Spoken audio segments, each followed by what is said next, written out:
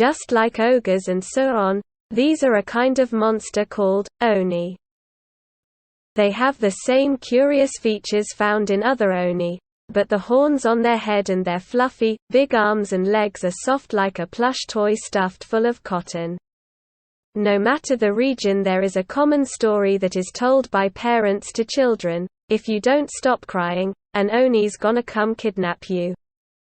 But these girls are actually the source of such oral traditions, being said to appear before children who can't stop crying or those with deep sadness even in the absence of tears. Upon spotting male prey that fits such criteria, they embrace their target tightly in their big, soft arms. That gentle, warm embrace has the power to alleviate the target's anxiety, nervousness, fear, and the like, so no matter how stubborn the male may be, once hugged in those arms, he will want to indulge in her affection like an honest child, spontaneously entrusting himself to her soft body. And once their prey is rendered powerless in this manner, they start relentlessly soothing, consoling, and so on, until the prey stops crying and his sadness is healed. Sometimes, as part of that process, they take their prey back to their lair. Which is what probably gave rise to the traditional stories. Also, due to either the charm of their devilish nature or the nature of males, for the most part, those hugged by them will seek their body, be it consciously or unconsciously. On that occasion, the bogey will not hesitate to try and use their own body to console a male. Given the level of devotion they'll likely show, it's practically as if their own arms, mouth, and dick-engulfing vagina exist expressly to soothe and comfort you.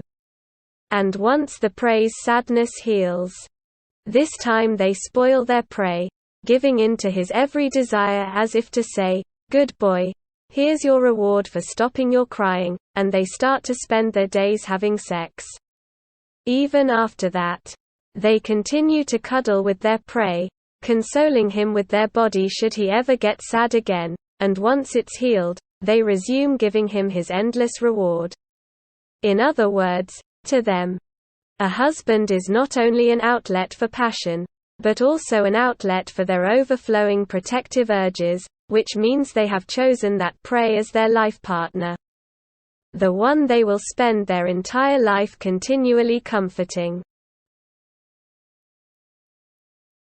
Furthermore, their concept of child is far off from the human notion of what constitutes a child.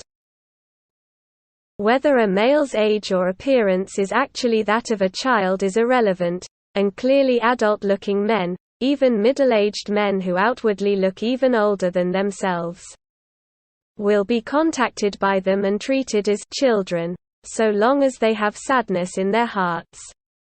In other words, to them, children is none other than a word that indicates human males in general.